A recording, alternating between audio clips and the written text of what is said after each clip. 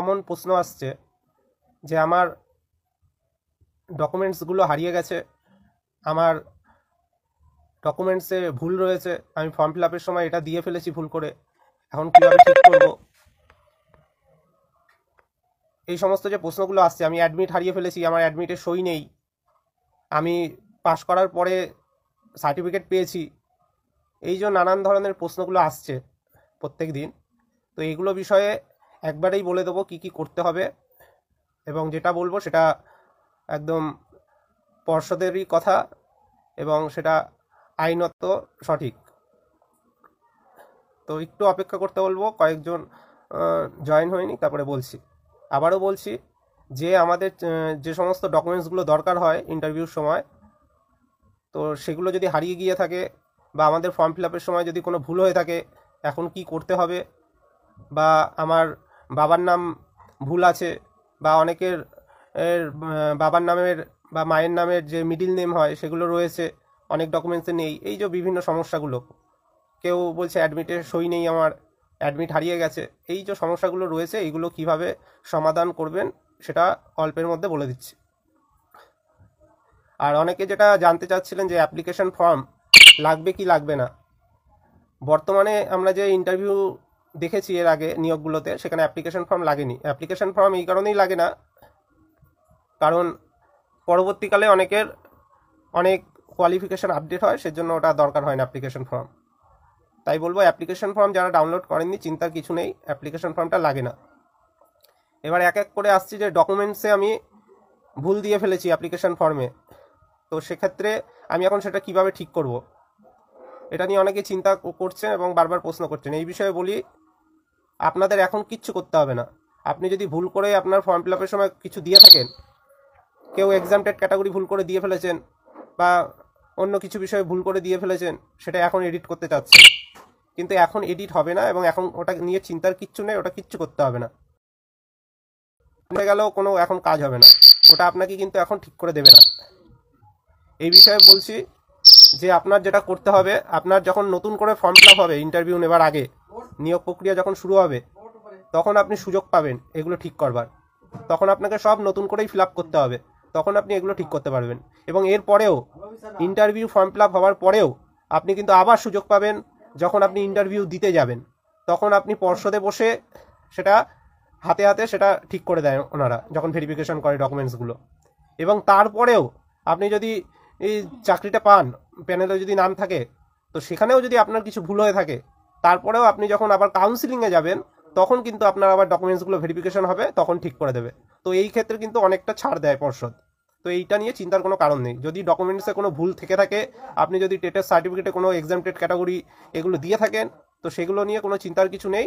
আপনি যখন নতুন করে ফর্ম ফিল আপ করবেন নিয়োগের সময়, তখন সেটা ঠিকভাবে করবেন। এটা নিয়ে যারা পর্ষদে এরই মধ্যে অনেকেও গিয়েছিল, একই উত্তর কিন্তু তারা পেয়েছেন আশা করি। এবং এটাই হচ্ছে গিয়ে বাস্তব। এখন গেলে আপনার ওটা এডিট হবে না এবং ওটা নিয়ে চিন্তা করার কিছু নেই। এটা হলো প্রথম পয়েন্ট। এরপরে আসছি যে অ্যাডমিট কার্ডে সই নেই। এই কোশ্চেনটা অনেকে জিজ্ঞাসা করছে যে আমার অ্যাডমিট কার্ডে সই নেই। আপনি একটু খেয়াল করবেন যে আপনার যদি অ্যাডমিট কার্ডে সই না থাকে, তাহলে কিন্তু আপনার প্রতি সন্দেহ জাগবে। কারণ অ্যাডমিট কার্ডে সইটা থাকা মাস্ট। হতে পারে আপনি এখানে হয়তো গুলিয়ে ফেলেছেন যে আপনি হয়তো অ্যাডমিট কার্ড আপনার কাছে যেটা আছে সেটা হচ্ছে আপনি প্রথমবার ডাউনলোড করেছিলেন সেটা, কিন্তু পরীক্ষা দেওয়ার পরে যে অ্যাডমিট কার্ডটা আপনি বাড়িতে এনেছেন সই সমেত, সেটা হয়তো আপনি হারিয়ে ফেলেছেন। এটা একটু খেয়াল করবেন আগে। তো সেই ক্ষেত্রে বলবো অ্যাডমিট কার্ড যদি হারিয়ে যায়, তো সেই ক্ষেত্রে কি করতে হবে এটা একটু গুরুত্ব সহকারে শুনবেন। এটা বাইরে কোথাও কেউ বলতে পারবে না। এটা আমি কোথা থেকে বলছি, এটা পর্ষদ এপিডেভিট আকারে কোর্টে জানিয়েছিল। কোর্টে একটি মামলা হয়েছিল, একজন প্রার্থীর অ্যাডমিট হারিয়ে গিয়েছিল, তখন অভিজিৎ গঙ্গোপাধ্যায়ের এজলাসে মামলা ছিল। তখন কোর্টে পর্ষদ এপিডেভিট আকারে এই বিষয়টা জানিয়েছিল যে একজনের অ্যাডমিট কার্ড হারিয়ে গেলে কি করতে হবে। তাই বলছি এটা গুরুত্ব সহকারে শুনবেন এবং বুঝতে না পারলে পরবর্তীকালে জিজ্ঞাসা করবেন, হোয়াটসঅ্যাপ করবেন সবসময়, ফোন করলে অনেক সময় ধরা যায় না। তো অ্যাডমিট কার্ড হারিয়ে গেলে পর্ষদ যেটা জানিয়েছিল কোর্টে এপিডেভিট আকারে, যে একজন প্রার্থী যদি অ্যাডমিট হারিয়ে ফেলে, তাকে ফার্স্ট ক্লাস ম্যাজিস্ট্রেটের কাছ থেকে এপিডেভিট করিয়ে আনতে হবে। ফার্স্ট ক্লাস ম্যাজিস্ট্রেট অথবা মেট্রোপলিটন ম্যাজিস্ট্রেট, আবারও বলছি ফার্স্ট ক্লাস ম্যাজিস্ট্রেট অথবা মেট্রোপলিটন ম্যাজিস্ট্রেটের কাছ থেকে এপিডেভিট করাতে হবে। এটা কিন্তু নর্মাল এপিডেভিট নয়। নর্মাল এপিডেভিট হয় বিভিন্ন ক্ষেত্রে, আপনারা দেখেছেন যে কোনো ডকুমেন্টসে যদি আপনার নাম ভুল থাকে, সেই ক্ষেত্রে আমরা যাই, উকিলের কাছে যাই, গিয়ে একটা এফিডেভিট করিয়ে নিয়ে আসি, সেটা সাধারণত নোটারি থেকেই হয়ে যায়। কিন্তু ফার্স্ট ক্লাস ম্যাজিস্ট্রেটের এফিডেভিট কিছু বিশেষ ক্ষেত্রে লাগে, যখন আপনাকে সেটা ভালোভাবে যাচাই করে এবং সেখানে আপনাকে লিখিতভাবে আপনার স্বীকার করতে হয়, অ্যাফার্ম করতে হয় যে এই বিষয়টা ঘটেছে। তো উকিলের সাথে এটা কথা বলবেন, যে কোনো উকিলের কাছে, তারা এটা করে দেবে, এটা নিয়ে চিন্তার কিছু নেই। এবং তারও আগে যেটা আপনার করণীয় সেটা হচ্ছে কি, আপনার যে অ্যাডমিট কার্ডটা হারিয়ে গেছে তার জন্য আপনাকে ইতিমধ্যে, যাদের যাদের অ্যাডমিট কার্ডটা হারিয়ে গেছে তারা ইতিমধ্যে আপনার লোকাল থানায় আপনারা কিন্তু জিডি করুন, জেনারেল ডায়েরি, যে আমার এই ডকুমেন্টসটা হারিয়ে গেছে। তারপরে সেটার সাহায্যে আপনি উকিলের সাথে কথা বলুন, আপনার আশেপাশে যিনি আছেন যে কোনো উকিলের কাছে, যে আমার এটা ফার্স্ট ক্লাস ম্যাজিস্ট্রেটের এফিডেভিট লাগবে। শুধু এফিডেভিট বলবেন না কিন্তু, নোটারি এফিডেভিটে কিন্তু হবে না। ফার্স্ট ক্লাস ম্যাজিস্ট্রেট এফিডেভিট কিন্তু আলাদা। নোটারি সেটা আপনার অ্যাপ্লিকেশন দেখবে, সেটা তারপরে উপযুক্ত তথ্য প্রমাণ ডকুমেন্ট সহ কিন্তু ফার্স্ট ক্লাস ম্যাজিস্ট্রেটের কাছে পাঠায়। তারপরে উনি এগুলো দেখে যাচাই করে তারপরে কিন্তু নোটারি এবং ফার্স্ট ক্লাস ম্যাজিস্ট্রেট স্বাক্ষর করে আপনারটা মানে ভেরিফাই করে আপনাকে তথ্য দেবে যে আপনি সেই ব্যক্তি যার অ্যাডমিট কার্ড হারিয়ে গেছে। এইভাবে কিন্তু ওনারা একটা লিখিত দেবেন।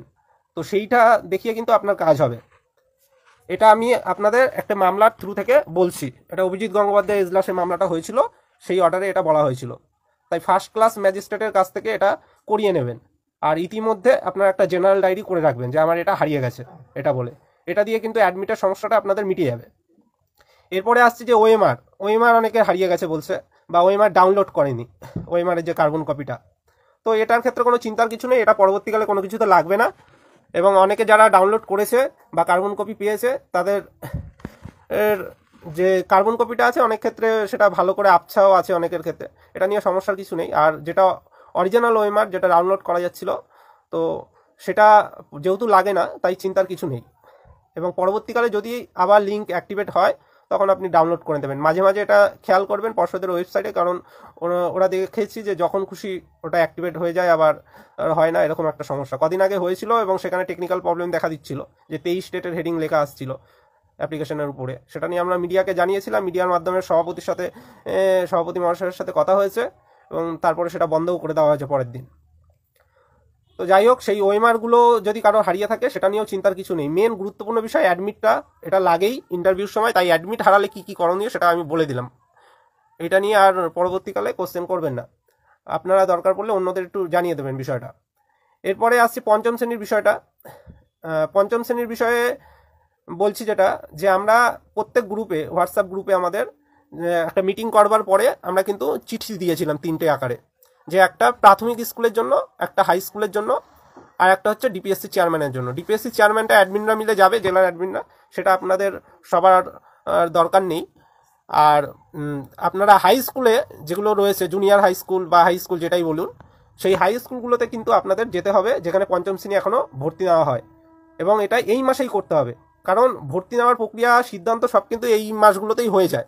পরবর্তীকালে আপনি ওই জানুয়ারি থেকে বারবার গিয়ে কিন্তু কিচ্ছু করতে পারবেন না। যা হবার এই মাসে করতে হবে, কারণ ভর্তি কিন্তু জানুয়ারিতে নতুন শিক্ষাবর্ষ শুরু হয় তখন হয়। তাই এই মাসে একটু কাজটা করুন। প্রথম দিকে কয়েকজন গিয়েছিলেন, তাদেরকে ধন্যবাদ দিচ্ছি, কিন্তু অনেকেই কিন্তু যাচ্ছেন না।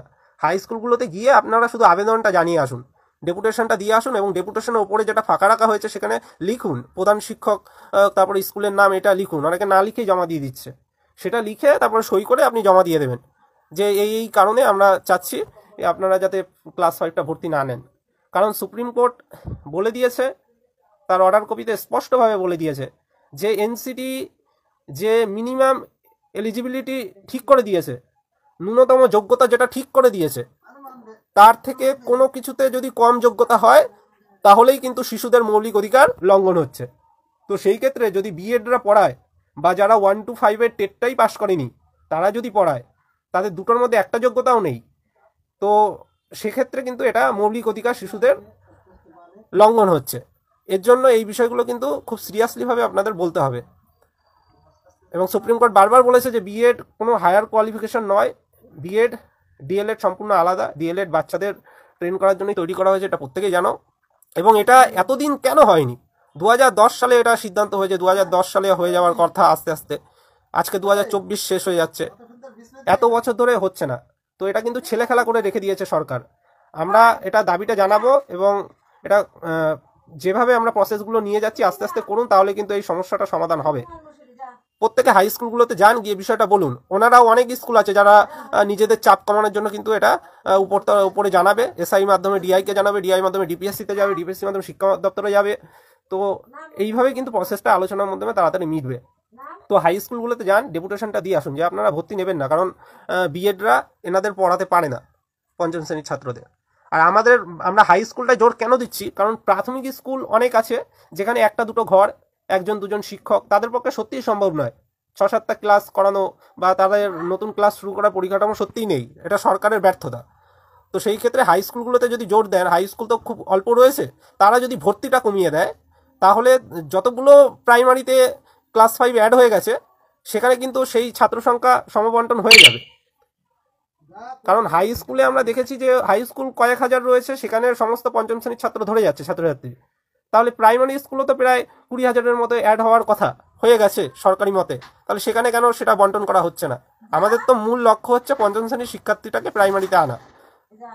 আমাদের এটা এই মুহূর্তে লক্ষ্য রয়েছে যে পঞ্চম শ্রেণীর যত শিক্ষার্থী রয়েছে তাদের প্রাথমিক স্তরে আনা। যে কটা স্কুলে অ্যাড হয়েছে সেই কটা স্কুলে সমবন্টন করুক সরকার, সেটা দ্রুত করতে হবে। এর জন্য হাই স্কুলগুলোতে আগে যান, এবং যে প্রাথমিক স্কুলগুলোর লিস্টও আমরা গ্রুপে দিয়ে দিয়েছি, যে কোন কোন স্কুলগুলো ক্লাস 5 অ্যাড হয়েছে বলে চিহ্নিত করা হয়েছিল, সরকারি সিদ্ধান্ত নেওয়া হয়েছিল, সেই স্কুলগুলোর মধ্যে যদি দেখতে পারেন যে কোনো স্কুলে এখনো ক্লাস 5টা অ্যাড নেই, মানে ভর্তি নেওয়া হচ্ছে না, সেই স্কুলগুলোতে যান, গিয়ে বলুন যে আপনাদের স্কুলে ক্লাস 5 পড়ানোর অনুমতি রয়েছে কিন্তু আপনারা নিচ্ছেন না কেন। তো সেখানেও একটা ডেপুটেশন দিয়ে আসুন। এই কাজটা এই সপ্তাহে করুন। আর যে ডকুমেন্টসগুলো হারিয়ে গেলে কি কি করতে হবে সেগুলো একদম শুরুর দিকে বলে দিয়েছি। যারা প্রথম থেকে জয়েন হতে পারেননি তারা আবার প্রথম থেকে শুনে নেবেন যে আপনার অ্যাডমিট কার্ড হারিয়ে গেলে বা অ্যাডমিটে সই না থাকলে কি করতে হবে, এই সমস্ত বিষয় কিন্তু শুরুর থেকে বলে দিয়েছি। তো শুরুর থেকে ভিডিওটা দেখে নেবেন, বারবার রিপিট করব না। শর্টে আর একবার বলে দিচ্ছি, যদি আপনার অ্যাপ্লিকেশনে কোনো কিছু আপনি ভুল দিয়ে থাকেন তাহলে কোনো চিন্তার কারণ নেই। আপনি যখন নিয়োগের ফর্ম ফিল আপ করবেন তখন সব নতুনভাবে করতে হবে আপনাকে। পর্ষদে গিয়ে এখন কোনো কারেকশন হবে না, আপনি তখন সেটা সঠিকভাবে করবেন নিয়োগের ফর্ম ফিল আপের সময়। এবং তখনও যদি ভুল হয়ে থাকে, আপনি যখন ইন্টারভিউ দিতে যাবেন তখন কিন্তু ওটা আপনার সামনে বসে ঠিক করে দেওয়া হবে। এবং তারপরেও যদি আপনি ভুল করে থাকেন, পরবর্তীকালেও সেটা অনেক সময় ঠিক করে দেওয়া হয় যখন কাউন্সিলিং হয়। তো সেটা নিয়ে চিন্তার কোনো কারণ নেই। আর সব থেকে যেটা গুরুত্বপূর্ণ, অ্যাডমিট কার্ডের বিষয়টা। অ্যাডমিট কার্ড অনেকে খেয়াল করবেন, আপনাদের অ্যাডমিট কার্ডে প্রত্যেকেরই সই থাকবার কথা, কারণ এটা বলতেই স্বচ্ছতা বোঝায় আর কি। অ্যাডমিট কার্ডে সইটা মাস্ট। সইটা নেই মানে আপনি হারিয়ে ফেলেছেন অরিজিনালটা। আপনার কাছে হয়তো আপনি যেটা এমনি ডাউনলোড করেছিলেন পরীক্ষা দিতে যাওয়ার আগে সেটা রয়েছে, সেজন্য সই নেই তাতে। তাই অরিজিনাল অ্যাডমিট কার্ডে পরীক্ষা দেওয়ার সময় অবশ্যই সই থাকবে। এবং যদি সেটা হারিয়ে ফেলেন, আপনারা অতি দ্রুত একটা জিডি করুন, নিকটবর্তী থানায় গিয়ে জেনারেল ডায়েরি করুন যে আমার এই ডকুমেন্টসটা হারিয়ে গেছে। তারপরে আপনি আপনার যে কোনো উকিলের মাধ্যমে সেটা ফার্স্ট ক্লাস ম্যাজিস্ট্রেট বা মেট্রোপলিটন ম্যাজিস্ট্রেটের কাছে এফিডেভিট করান। এটা কিন্তু আলাদা এফিডেভিট, যে নাম পরিবর্তন বা নাম সংশোধনের জন্য যে এফিডেভিট করা হয় সাধারণত নোটারির মাধ্যমে, তো সেটা কিন্তু এটার থেকে একটু আলাদা। এই ফার্স্ট ক্লাস ম্যাজিস্ট্রেট এফিডেভিট কিন্তু বিশেষ কারণে করা হয়ে থাকে। তো এটা উকিলকে গিয়ে বলবেন, উকিল আপনাদের করে দেবে। এটাই আপনার ডকুমেন্টসগুলো দেখে সমস্ত ভেরিফাই করে আপনাকে করে দেবে যে আপনি সেই ব্যক্তি যার অ্যাডমিট কার্ডটা হারিয়ে গেছে, এরকম একটা লিখিত বয়ান জাস্ট লিখিয়ে নিতে হবে। এই এফিডেভিটটা কিন্তু করে ফেলুন দ্রুত, নাহলে কিন্তু আপনাদের সত্যি সমস্যা হবে, কারণ অ্যাডমিট ছাড়া ইন্টারভিউতে বসতে পারবেন না। এটা কিন্তু অ্যাডমিট কিন্তু মাস্ট। তাই প্রত্যেকের উদ্দেশ্যটা বলে দিলাম। আশা করি আর কোনো সমস্যা নেই। এই সমস্যাটাই বারবার সবার কাছ থেকে প্রশ্নগুলো আসছিল, তাই সবাইকে সংগঠনের তরফ থেকে এই সমাধানের উপায়গুলো বলে দিলাম। পরবর্তীকালে যদি আরও কোনো নতুন সমস্যা দেখা দেয় আমরা অবশ্যই সমাধানের জন্য জানিয়ে দেবো। গ্রুপগুলোতে যারা এখনও হোয়াটসঅ্যাপে নেই, হোয়াটসঅ্যাপ গ্রুপগুলোতে জয়েন হয়ে থাকুন। আর 26 তারিখে আমাদের কর্মসূচি আবার আছে। 26 তারিখে মিছিলে প্রত্যেকে আসুন। এই মুহূর্তটা, এই সময়টার গুরুত্ব এখন যদি না বোঝেন তাহলে আর কিছু বলার নেই, কারণ অনেক প্রসেস এগিয়েছে। এখন কিন্তু লাগাতার কর্মসূচি করতে হবে, না হলে কিন্তু বাকি ক্ষেত্রে যেমন মুখ্যমন্ত্রী অনেক কিছু ঘোষণা করেন কিন্তু পূরণ কিছু হয়নি। অনেক নিয়োগ ঘোষণা করেছেন বিভিন্ন দপ্তরে, সেগুলো কিন্তু এখনও হয়নি। সেই 2021 সাল থেকে ঘোষণা করে আসছেন। তো সেই ক্ষেত্রে সেরকম যাতে আমাদের ক্ষেত্রে না হয় সেজন্য কিন্তু কর্মসূচি করে যেতে হবে। কর্মসূচি করুন, আশা করি দ্রুত সমস্যার সমাধান হবে, স্কুলে আমরা যেতে পারবো। ধন্যবাদ, শুভরাত্রি।